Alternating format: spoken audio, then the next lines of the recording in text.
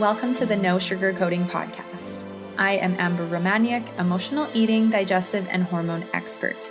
I am also the founder of amberapproved.ca. I support professional women achieve optimal health through mindful eating, self-care, and overcoming self-sabotage with food. This podcast provides the honest truth on what you really need to create body freedom. The No Sugarcoating Podcast provides information on healthy living, lifestyle changes, nutrition, and diet, and is intended for informational purposes only. Always seek the advice of your healthcare practitioner regarding your health and nutrition program.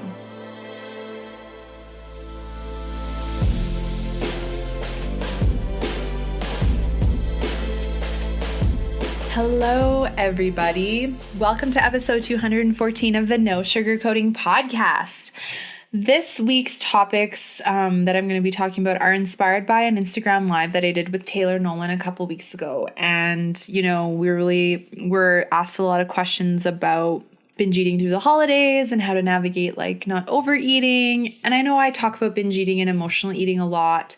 And in past episodes, I've talked a little bit about, navigating the holidays, but I really specifically wanted to come in on the binge/emotional eating in the holidays and talk about navigating binge eating in the holidays, as well as the family judgment with your eating habits and supporting your holiday eating habits, in a healthy way, because there can be a lot of family judgment around different eating styles, if you're quote unquote watching what you eat, or if you eat more, there just can be so much judgment on all ends. Why aren't you indulging? What's wrong with you? You're indulging too much. So I really wanted to address kind of all aspects of this, because I think it's just so important for you to have some suggestions and recommendations and encouragement to navigate your holiday season in a more empowering way. And this would be great for you to actually have in your headphones to listen to, maybe before you go to your dinner, or while you're there and you take a little bathroom break and you find a 5-minute segment of this podcast that you think is just really helpful, whatever you feel is really going to support you. And how are we already almost halfway through the month?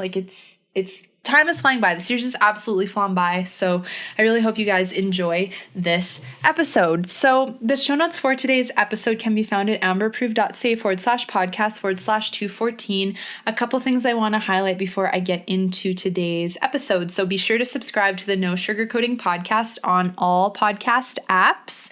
You can also click the link in the show notes, and you can also listen to all episodes at amberapproved.ca /podcast archive. That's ARCHIVE. And if you are struggling or curious if you're struggling with emotional eating, you can take the emotional eating quiz at amberapproved.ca, and you're going to get some really great information and videos actually after you take that quiz.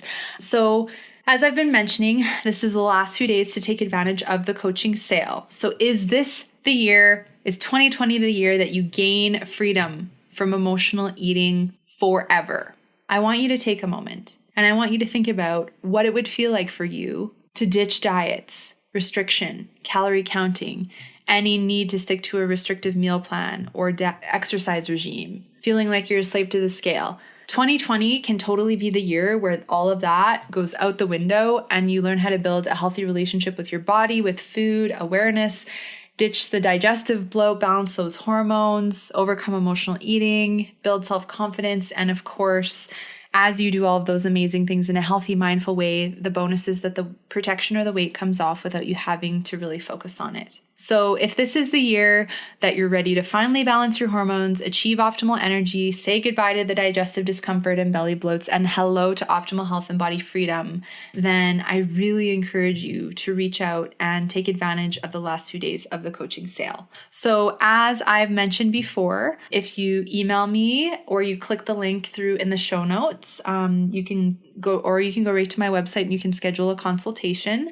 But if you book a 30-minute complimentary body freedom call by December 20th, your savings is secured. So say you book it and you're not able to get it until the first week of January, you still secure the savings if you book your 30-minute body freedom call.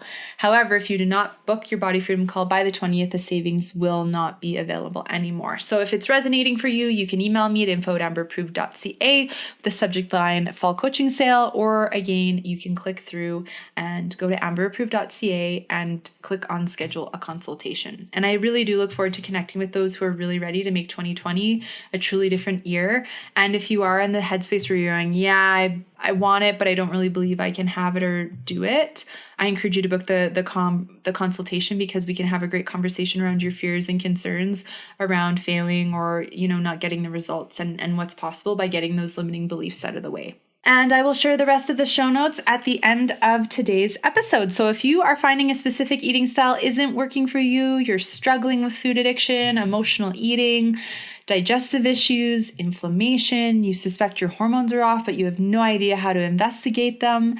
If self-care continues to be a struggle, your schedule's overbooked, you're taking all the time to give to everyone else and saying no to yourself, your weight continues to be a struggle, you feel like you're, feeling insecure with your body image. Well, these are all of the different habits and mindsets that I will continue to dive into to help set you on a different path. Amber Approved offers private coaching for hormonal imbalances, weight loss and digestive issues, emotional eating, and more. Contact Amber at amberapproved.ca to book your 30-minute complimentary consultation today. So again, I want to dive into navigating binge eating in the holidays because it is such a vulnerable time for so many people. It used to be such a vulnerable time for me. And to just share a couple of examples of what I would go back and forth between. So before I was aware that I struggled with emotional eating, I would just go through the holidays and eat whatever I want. And it was just like normal because I always ate a lot of processed foods and didn't think anything of it. However, I always, come the new year, would be kind of Googling and searching for a diet to do something restrictive, like this is the year I'm gonna lose the weight and have the perfect body and then I'll be happy. And obviously that didn't happen. And then once I delved into the food addiction, the first couple of years of that were really, I just completely lost control with food and binge ate everything. And I vividly remember having a little holiday party at my apartment before going home for Christmas. This was 10 years ago now. Actually, it is 10 years ago this year that this would have happened. And I remember baking gingerbread cookies. My friends and I baked gingerbread cookies and I served them at the party. And then all the leftovers I took with me and I ate them all on the drive to Barhead, where I am from, my hometown.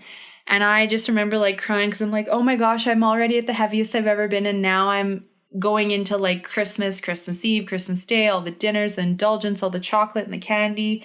And I just remember coming out in the new year just feeling so uncomfortable, my clothes fit so tight. I felt physically so unwell. And I remember from then that Christmas, driving back to Calgary, just so upset and so sad and, just desperate to find something to help. And of course, I went through binging for a few more years after that. And it was so interesting because then the following holiday season, I quote unquote dieted through the holidays. I said that I was on a Candida diet because, of course, if you're on a Candida diet, a lot of the protocols are very rigid and restrictive. When I do it with my clients, I'm not this way, but no sugar, no alcohol, no bread, no baked goods, pretty much just protein and vegetables. So I only ate turkey and some vegetables through that holiday season. Then I found myself binging and buying all the, markdown holiday chocolates come, January 1st, December 31st. And so neither of those was supportive mindsets or, habits through the holiday season. But obviously I just didn't know how to navigate building mindfulness with food. So that's where I really wanted to share a bit about that with me first, just so you understand that I totally know what it's like to be on either end. And I also now know what it feels like to be in the middle where there's mindfulness. I allow myself to enjoy some of my favorite things and, really enjoy them mindfully over, a couple of days and then just get back into our regular eating. And my boyfriend and I are totally the same way with that. So it makes it really easy to transition. So navigating binge eating through the holidays. Some of you may already have holiday parties and things that you've attended. And I know especially being that this coming weekend, we're into December 21st, 22nd, I know we're hosting a bit of a holiday Christmas before we go home to see my family for Christmas Eve. And luckily I'm making the Christmas dinner, so I get to make all my favorites and do like a local turkey and a gluten-free stuffing. And I'm making my gingerbread cake, which you can get the recipe on my website. It's gluten, dairy, and refined sugar-free, and it's so delicious.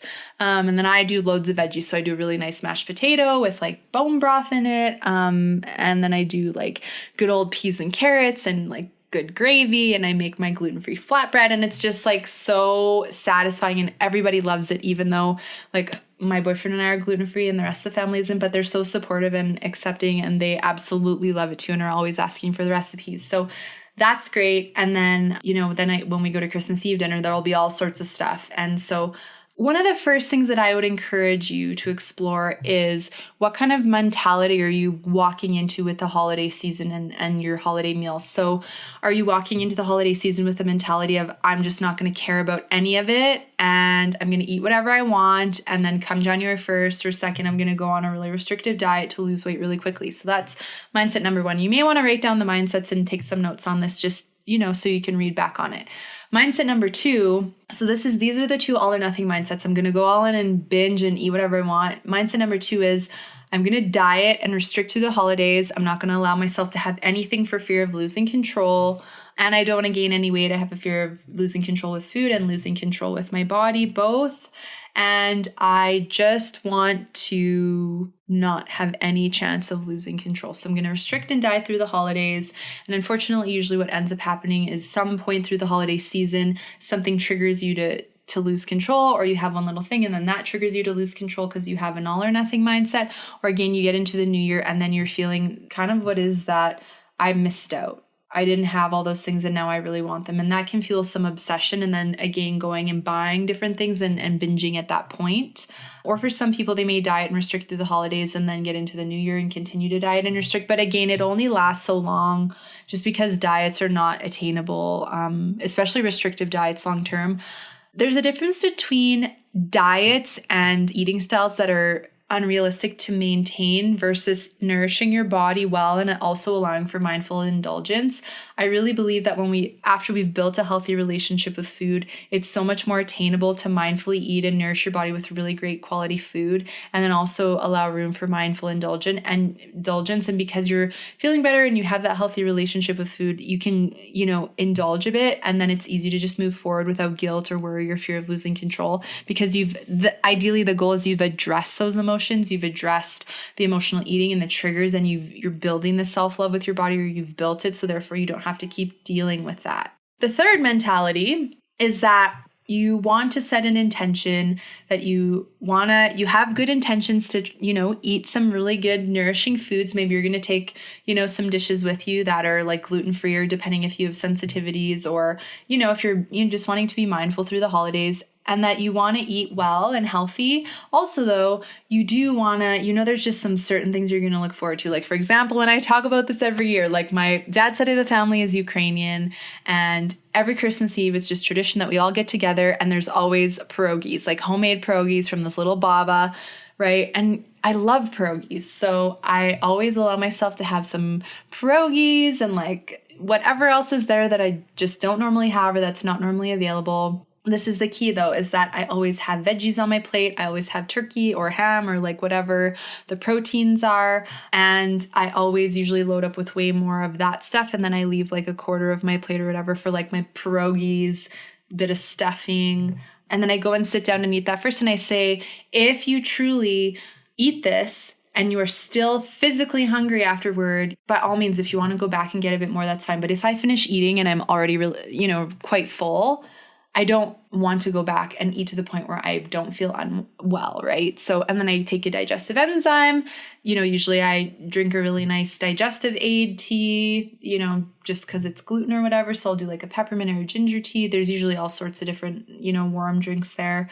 But it feels so good. And then I'll engage in conversation with my family and my boyfriend, and we'll just like enjoy the evening. And then, I let my dinner settle. And then once I feel like, oh, my dinner's settled, then that's when the dessert comes out. And then I'll pick a couple, favorite shortbread cookies. And like I said, I'm going to take a gingerbread cake with me to Christmas Eve dinner too. So I'll have a nice slice of that.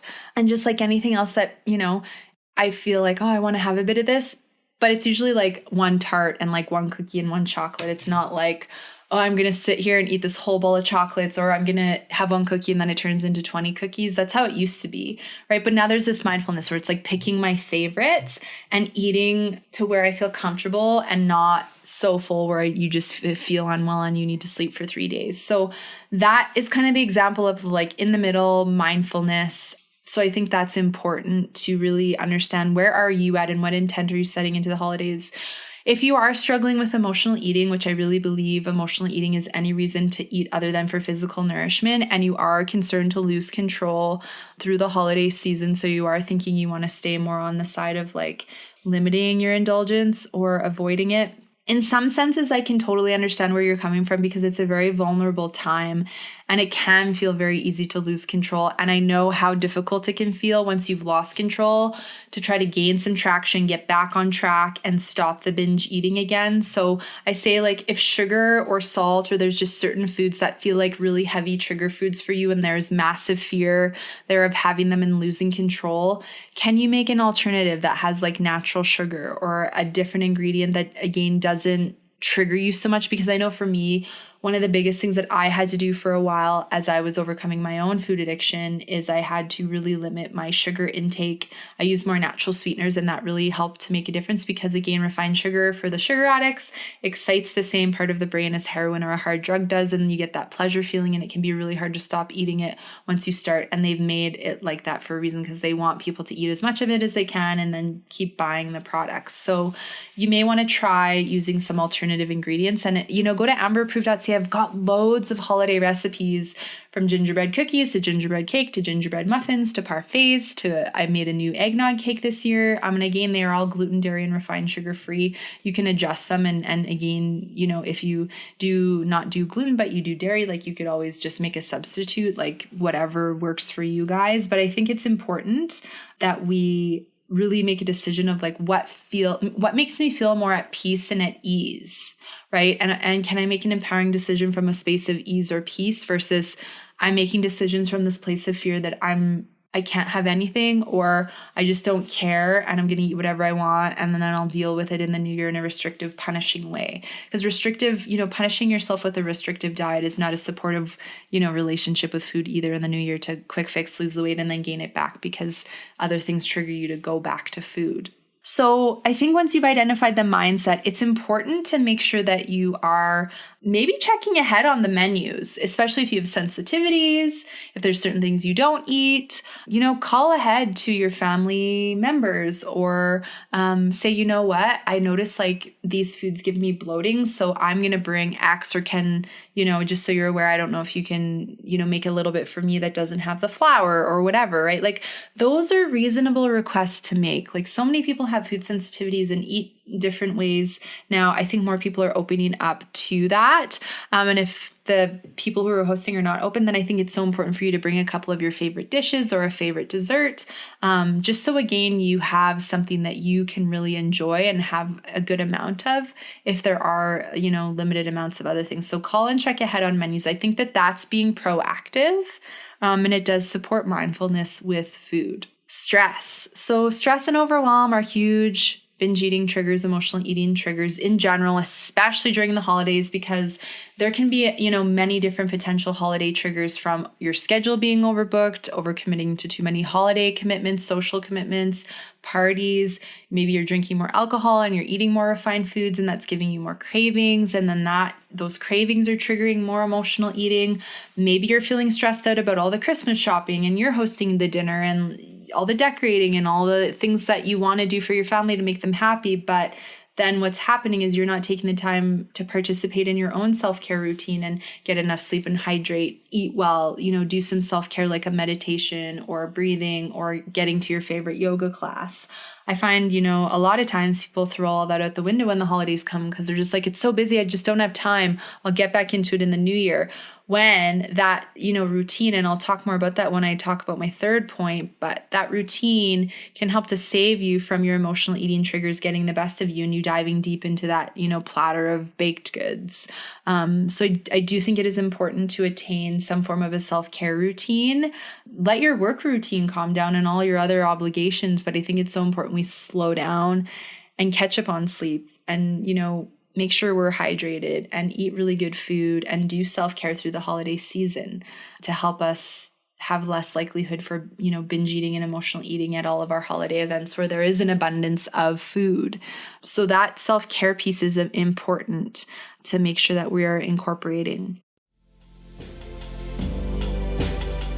The No Sugarcoating podcast is proud to partner with Organic Traditions.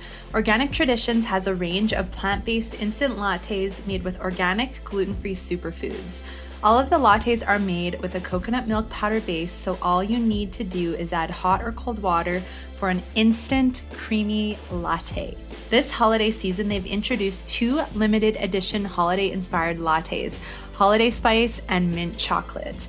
Sip your way to and through the holidays with these festive superfood lattes. These lattes are also versatile. Add them to your energy balls, chia pudding, overnight oats, and raw desserts for even more holiday-inspired superfood treats.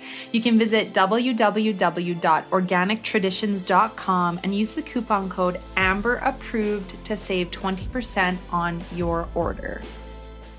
So when you actually get to your party or event, there can be a lot of dynamics to navigate. There can be family drama. Let's face it, there's stuff in every family that's pretty normal. There can be certain people that maybe you don't want to spend much time with. There can be some judgment around eating habits, whether you're deciding to not eat certain foods or you're, overeating, not overeating, but you decide to go back for seconds or you decide to have a little bit more of something. I've had clients who shared with me that their family members will judge them and be like, well, what diet are you on this year? How come you're not eating that? Food sensitivities aren't real. Oh, you're having a second helping of stuffing or mashed potatoes or pie. Should you really be doing that? And so so that brings me to my second point, which is the family judgment with your eating habits. I think it's so, so, so important that if there is a particular family member or members that you worry or fear are going to judge you and that makes you feel like you're going to overeat or triggers you to want to overeat, that it's important that we either at some point have conversations with this family member or members and talk to them and say, you know what? I know you normally make comments about my eating habits or what I'm not eating or if I'm having extra. And I would really just actually appreciate it if, we could leave any comments about how anyone is eating here to ourselves. Are you open to that? I always like to say, ask the question, are you open to that? And what you're doing here is it's a loving request and you're setting a boundary and you're essentially in a loving way just sharing with this person, I don't appreciate this. I'm not, it just doesn't serve anybody to be in this. And are you open to not doing it? And then of course, if they are not, then you can try again and keep going back to the conversation as often as you want to, as you feel comfortable. And, or you may, when they say something, you can just go, yeah, this is just the way I'm eating and this is it. And then you can move on and change the subject or just, limit the amount of time you're spending around that person who's making the comments, because any kind of commenting from other family members, especially if it's seems like it's a negative tone, oh, you're not eating that, or, oh, what diet are you on, or what's wrong with you? How come you're not having wine or whatever? It's often just the self-judgment coming from that person for their own stuff that they're not dealing with. And I think it's important for us to remind ourselves that everyone has their stuff. And sometimes it comes out in the holiday season because there's a lot going on. And some people are very inner judgmental about themselves and very critical about themselves. And then therefore they always feel the need to put in their 2 cents with everybody else. So I really encourage you to not take any family judgment of your eating habits personally, and just know that I think it's so important and empowering for us to set healthy boundaries. I remember the first few years I went gluten-free and I went, go to the holiday Christmas dinners for Christmas Eve. And, my aunts, they're all wonderful, or my family, but they'd be like, yep, we didn't make the stuffing gluten-free. And I'm like, it's all good.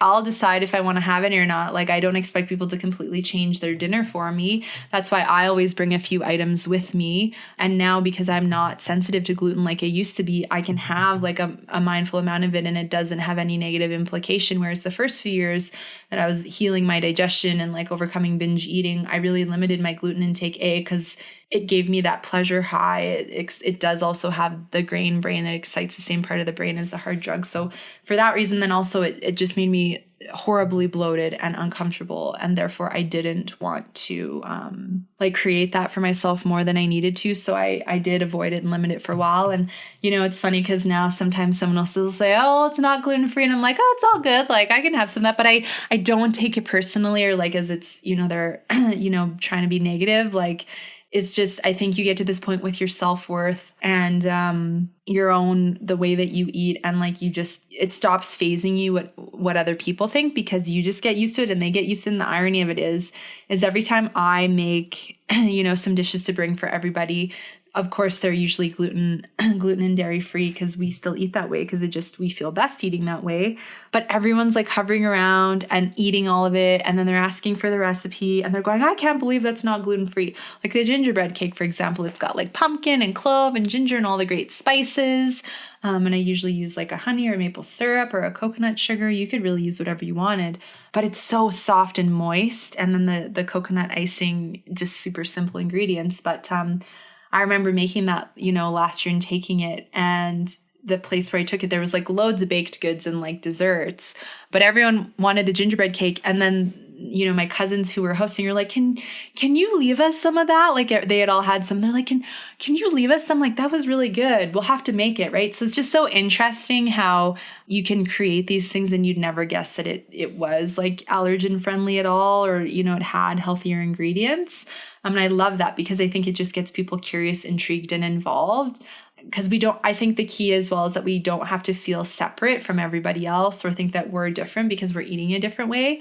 I just think it's so important for everyone to be supportive of each other and non-judgmental. But I know, again, with some people, like if, say, you have a mom or a sister or an aunt or a grandmother who's very judgmental of like body image and like, oh, you shouldn't eat that because you're going to get fat. Like, I don't like saying those words, but I've heard so many of my clients in different scenarios where they've had a family member or a girlfriend say things like that to them. And it can be very triggering because nobody wants anyone to say anything like that to them at any point, especially if you are struggling with body image insecurities and, emotional eating or an unhealthy relationship with food. So I think that's why it's so important, if there's certain family members that are going to make comments, to have those empowering conversations and set healthy boundaries.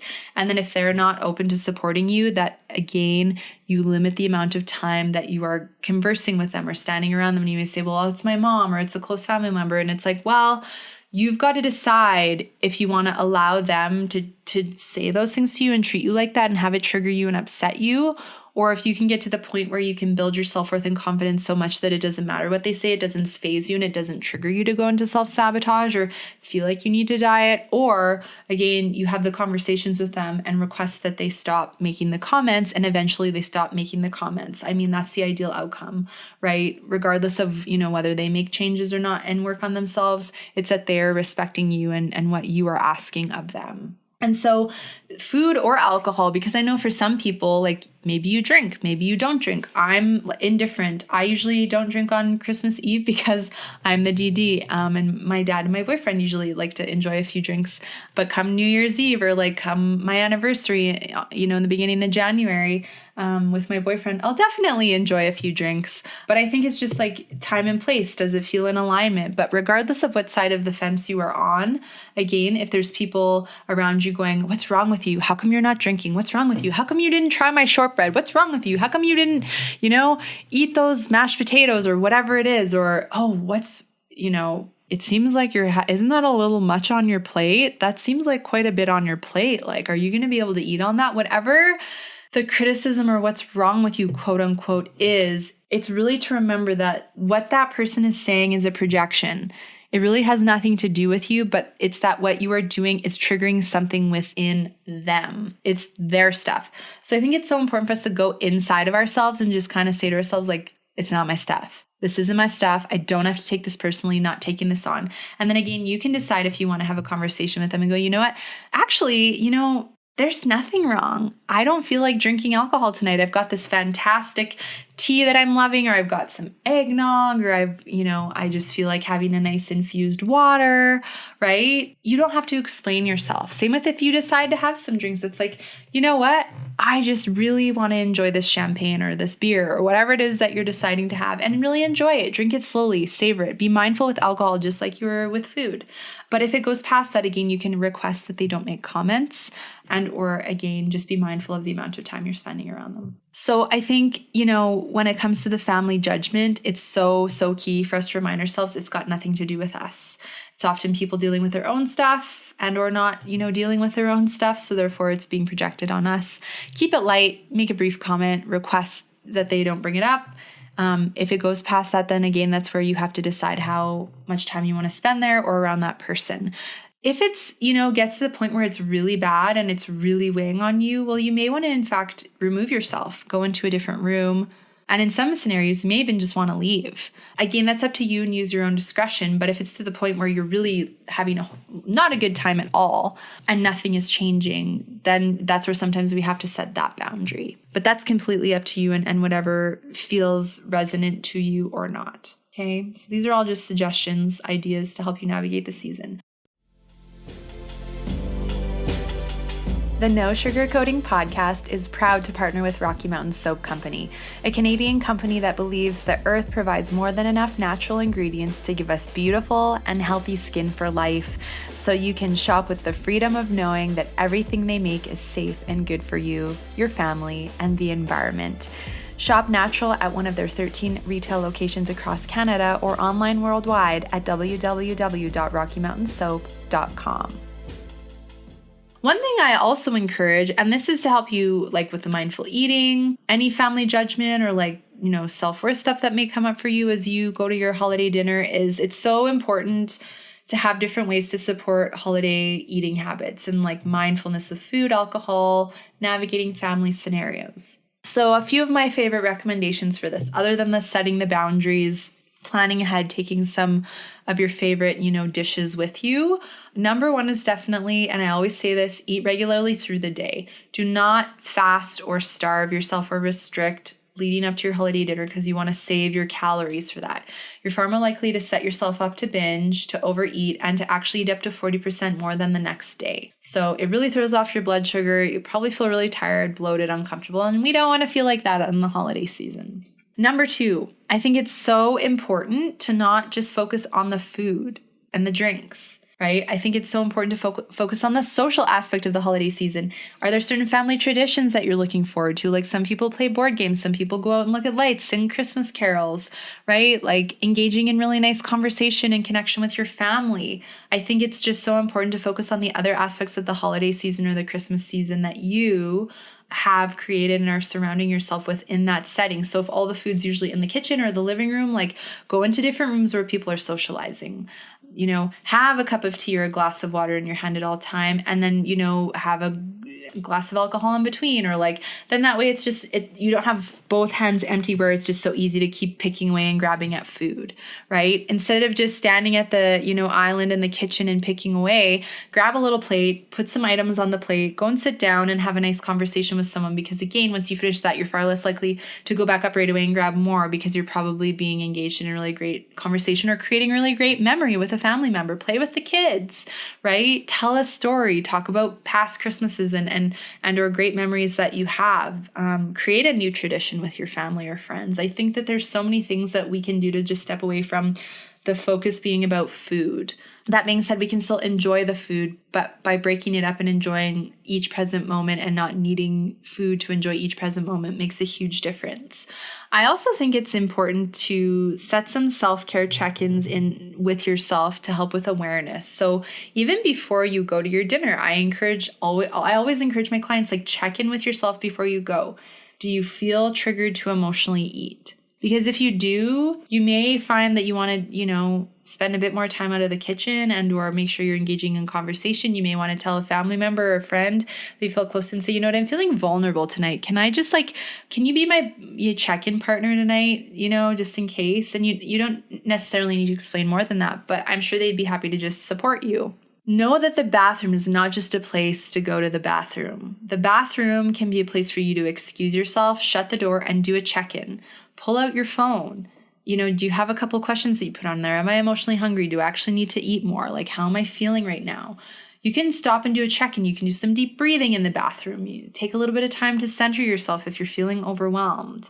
I've done this in the past and it definitely made a big difference. So take a few minutes to check in. Bathroom, spare bedroom, go outside and look at the lights. Just excuse yourself from all the busyness and socializing, and take a few minutes for yourself at least a few times through the night. It really does make a big difference.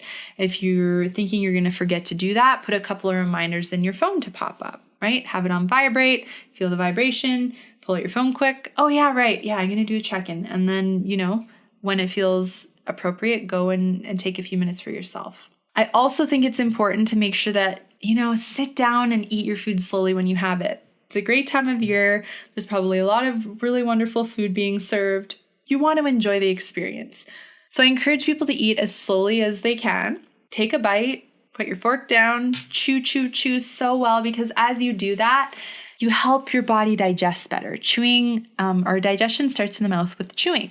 So the better you chew your food, the more slowly you eat, fork down between bites, it helps to aid in digestion. It's also going to help you to eat more mindfully and enjoy and savor the moment. Like, look at the food, smell the food, enjoy the taste, the texture, the flavors. Think of where the food came from. You know, how much love went into making the food, gratitude for the food, bless the food if you want to, whatever resonates. But I just think it's so important for us to slow down with the food and be mindful with it. Have a nice conversation with the people sitting next to you.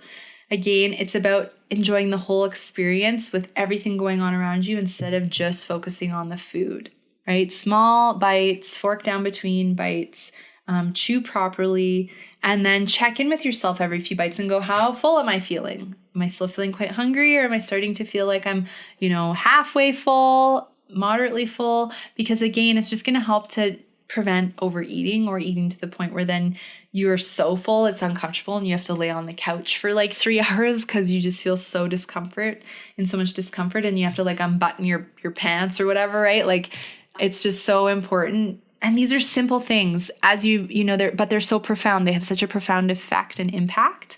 So, you know, those would be some of the things I suggest. And sip on that digestive tea. You know, again, have that infused water. Take a digestive enzyme, you know, before a meal. Make sure that you maybe after dinner get out for a little walk, or maybe that's your goal the next day is after this indulgence tonight, tomorrow I'm definitely going to get out for a nice walk or do some gentle yoga or some form of mindful movement that I really like to just like make sure I got my body moving a little bit. It's not to go and like, oh, I need to burn all these calories because I ate a lot. That's not what I'm encouraging. It's to just be like, you know what? I indulged and I'm going to do some really nice things for my body as per part of, you know, me being, you know, mindful with my body. So those are some of my suggestions with like, you know, as you sit down. I would also encourage you to not go and eat dessert right away after you finish your dinner. Wait a little while. Let your dinner settle. And then again, when you feel like your dinner's settled, you can check in and go, do I want to wait a bit longer? Or do I feel like it's time to go for that dessert? And, you know, I really encourage you to really think about, you know, what do I want to do here? What's my intention with dessert? And maybe for some of you, it's the savory dinner. That's your big thing. And for some people, it is the sweet. So it's like, go and pick a favorite, put it on a plate. Again, go and sit down and enjoy it. And then check in, right? It's not that I don't think it's that you have to say I'm only allowed to have one piece of dessert. I think where it is the mindful decision is I'm going to have this piece of dessert. This is like my favorite thing, right? Because I know there's usually more than one thing served for dessert. If there's one, enjoy a mindful piece and see how you feel. And if you're like, I'm good and satisfied, great, I don't need any more. If you want a little bit more, maybe the second piece you share with someone else. I don't think there's anything wrong with having a little bit more than normal because it's the holiday season. Where things can get messy is when it's like, I have one piece and then it's like, ooh, now I want another one. Ooh, now I want another one. Oh, now I'm going to get into the cookies and screw it, I've already messed up. So now I'm going to eat half this box of chocolate. Like that's what fuels that all or nothing mindset. Versus when you're mindfully eating that dessert and really enjoying it and going, you know what? Like often with my boyfriend, I'll say, you know what? I could go for a bit more maybe, but do you want to share a piece? And often we're like, we're on the same frequency and he's thinking the same thing. So we'll share something together, right? Or I'm usually good after that one piece. Like it's like piece of gingerbread cake. And then maybe in a bit I'll have a shortbread cookie. And then like if my favorite chocolates are there, I'll have a chocolate or two. And I'm like, I'm good. I don't need any more. I'm perfectly satisfied, right? I have my awesome tea and my infused water usually. And it's just like, I'm good to go. And then the exciting thing is there's some leftovers for the next day. So you can always have a little bit more of it again. So the thing to remember is there's always more. There will always be more available. It's not the only time I'm ever going to get to eat these things. There's always more available. So to actually shift from being in a lack mentality of, well, it's Christmas and I'm only going to get to have this now, so I better have it all now because I have to wait a whole another year to have it again. And it's like, realistically, well, I know it's obviously festive to have the gingerbread cake during the Christmas season, but if you really wanted to make the gingerbread cake in June, you could, right? Like I'm the kind of person, like if I want to make my gingerbread loaf in July for my birthday, I will, because I love it. And I'm not going to go, I can only have it in December, right? Don't want to be in a lack mentality with food. Same with all the, like, a lot of the stuff you can bake or buy, like for chocolates for Christmas, like they have it all year now. So if you really wanted to, like, you know, go and have a bit of a mindful indulgence and buy a little 3-pack of Ferrero Rochers in March, why not? Again, when we can remind ourselves that there will always be more and that this is not the only time we can allow ourselves to have it, but that it's about mindfulness and there's plenty, and again, there will be more access to it, it often lessens the need to want to stuff ourselves so full that we feel sick. Because we're like, oh yeah, there is more and I can go to the grocery store again and that will be available again. And if I want to make that again, I can. And it takes the pressure off and the stress off, and it takes that all or nothing, like I got to do it all now because I have to restrict in the new year out. The No Sugarcoating podcast is proud to partner with Cheryl Ramsey of Eden Wholistic, who is an advanced certified body talk practitioner and Helio Soul technique instructor. It is her privilege and honor to offer individuals the opportunity to go deep within themselves to heal what is creating blockages and stopping people from living the life they are meant to live. Working with Cheryl can be the start of an incredible journey to health and well-being. Body Talk is an alternative health modality which can focus on the subconscious mind where dysfunctional beliefs, thoughts, and emotions are held. Cheryl gently facilitates the release of those limiting beliefs, thoughts, and emotions, which allows for a deep healing at the body-mind levels. This can also allow the individual to manifest what they truly want out of life. I've personally seen Cheryl for Body Talk for the last few years, and it's been a very imperative and transformational part of the inner journey that I've had with myself. And you can read more and check out more about Cheryl and Eden Wholistic at www.edenholistic.com. That's EDENWHOLISTIC.com. And that really brings me to the point of, if this is really a struggle for you, if this is a really vulnerable time of year, and this is something you've been struggling with for a long time, you may want to get the support that you need to build a healthy, mindful relationship with food, to have help every step of the way, to have the tools to help you build awareness so that you can get to this point that I've been talking about where I can enjoy some indulgence, be mindful, and then just move on from it and not have it derail me for the next 2 weeks and, start the new year not feeling well. I think it's just so important that if something has been a struggle for such a long time and we've tried different things and they haven't worked, that, taking a different approach that doesn't include restrictive diets and calorie counting and points and weighing in all the time and actually focuses on helping you build a healthy relationship with food can be life-changing. I think that it's a wonderful time of year and that we should be really excited for all of the different, activities and things that are coming up, including the food. And we shouldn't fear the food or dread the food or resent the food or blame the food, because it's all about us and our mindsets and our schedules and our behaviors and our relationship with ourselves that's then dictating how we use food habitually. So if we can change that, then it changes the way we behave around food. And that's all beautiful inner work that you can do for yourself. So if it resonates, reach out, take advantage of the last few days of the coaching sale, email me, book a 30-minute body freedom call. We can talk more about your health goals and struggles and where you are seeking support. If there's someone else that you've been thinking about reaching out to, I encourage you to, because there is truly never any better time than the present to take action on our health. So do take action now. I've given a lot of suggestions today, so this is a great podcast to rewind and listen to probably multiple times as you're navigating your holiday season. I hope this is helpful and that it does help you have just a more chill, peaceful, time navigating food and family and different dynamics that can come up. So I hope you've enjoyed today's episode. The show notes again can be found at amberapproved.ca/podcast/214. If you have questions, podcast topic ideas, feedback, I encourage you to email me at info@amberapproved.ca and share.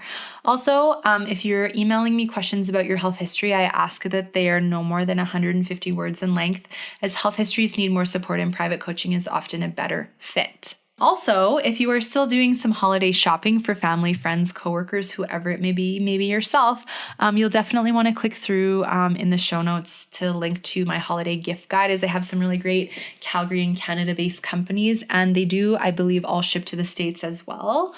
So if you're in the States, and some of them even ship worldwide or provide service worldwide. So check that out, the holiday gift guide for 2019. You still have time to shop and get some really amazing things for yourself and your loved ones.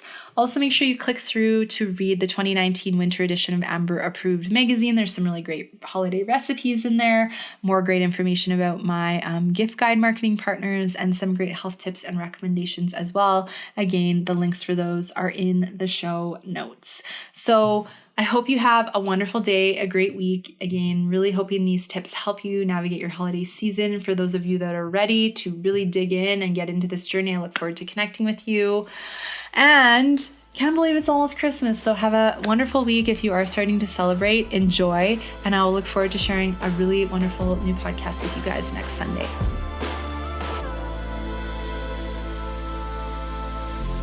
Thanks so much for listening to the podcast. If you haven't yet, be sure to subscribe, review, and rate this podcast and share it with your friends. You can find me at amberapproved.ca and follow me on Instagram and YouTube at Amber Romaniuk. Join me next Sunday for another brand new episode and another step toward body freedom.